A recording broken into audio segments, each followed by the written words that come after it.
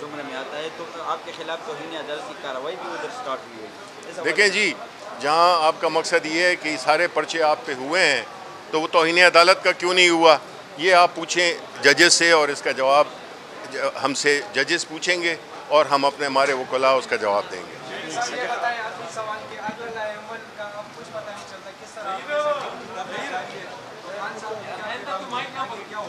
देखें, खान साहब के साथ जिस तरह आपको पता है कि सियासी लोगों की मुलाकातें बिल्कुल बंद हैं।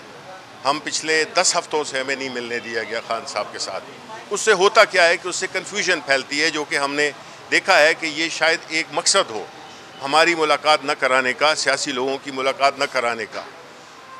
एक लीडर जो कि एक सबसे बड़ी सियासी जमात का सरबराह है, उसको अपनी पार्टी के लोगों में, और इसमें अदालती फ़ैसले हैं कि उनको ये हक़ हासिल है कि वो अपने पार्टी के सियासी रहनुमाओं के साथ तबादला ख्याल कर सकें और मुल्की सूरत हाल पे बातचीत कर सकें।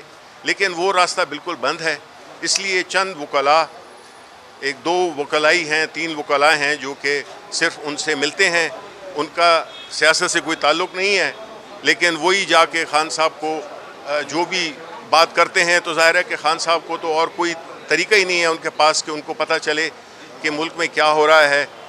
तो इसलिए मैं ये समझता हूँ कि हमारा जो आगे वाला प्रोग्राम है वो खान साहब देंगे, और खान साहब ही इसका फ़ैसला करेंगे कि अब हमने क्या अपना किस डायरेक्शन में हमने जाना है। शिबली साहब, थैंक यू।